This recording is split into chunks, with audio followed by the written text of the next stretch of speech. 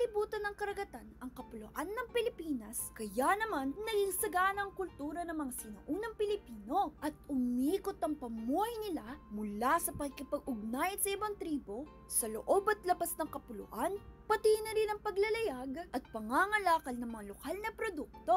Ang mga bansang ito ay tulad na nga ng Borneo, China, Malay, India at Japan. Di nagtagal, pati na rin ang Espanya na natagpuan ng bansa mula sa kanilang mga ekspedisyon. Iba't ibang klase ng serbisyo at produkto ang inaalok ng mga katutubo noon. Nagtrabaho sila hindi lamang bilang mga ngalakal, ngunit pati na rin pagiging karpintero, arkitekto, tagabuo ng bangka, manggagawa ng ginto, mananahi, magpapalayok at panday. Gawain ng mga karpintero at arkitekto ang pagbuo ng mga bahay noon. Magkakaiba ang mga bahay na ginawa nila para sa mga datu, ordinaryong tao at pati na rin para sa pamuhay noong panahon ng digmaan. Ngunit ang pagkakatulad nito sa isa't isa ay nakaangat sila mula sa lupa at mayroong mga matarik na bubong para sa maulan na panahon. Maliban sa mga bahay, nabuo din ang mga bangka na tulad ng balangay. Ito ay mahalagang kayamanan ng kasaysayan ng Pilipinas na naging simbolo na ng masaganang pandagat at pagsasaliksik. Pinagmamalaki din ng mga Bisaya noon ang bangkang pandigma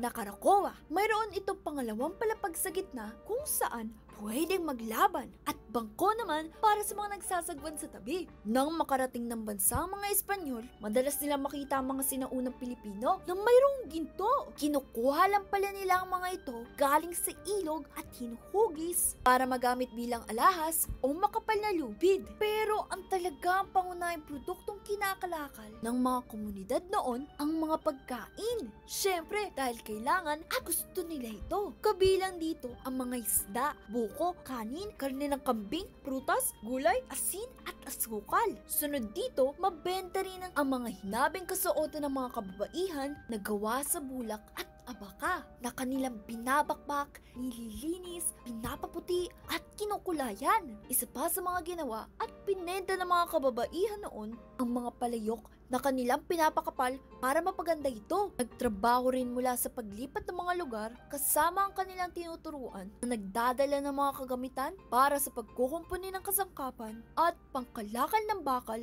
ang mga panday. Siyempre, naglayag din ng mga sinaunang Pilipino at nakipagkalakalan sa ibang bansa. Yung mga kinakalakal nila, kabilang doon ang tanso, armas, pabango galing sa Borneo at Japan, mamahaling damit o tela ng mga Indiano at mga batong tulad ng carnelian, garnet at rubis ng Malay. Nakipagkalakalan din ng porselana, seda, jade, palayok gawa sa bato at kasangkapan sa pagkain ang mga suki natin na Chino. Bilang kapalit, mga produktong tulad ng wax, kasangkapan sa pabango, pangkulay, abaka, telang gawa sa bulak at iba pa ang kinakalakal ng mga sinaunang Pilipino. Nagbigay daan sa isang makulay at masiglang palitan ng kaalaman at produkto sa pre-kolonyal na Pilipinas ang paglago ng kalakalan at pag-usbong ng kulturang banyaga. Hindi lamang mga tagapagdala ng kalakal ang mga mangangalakal, naging isang mahalagang tulay na rin sila sa pagitan ng mga sinaunang Pilipino at ng mas malawak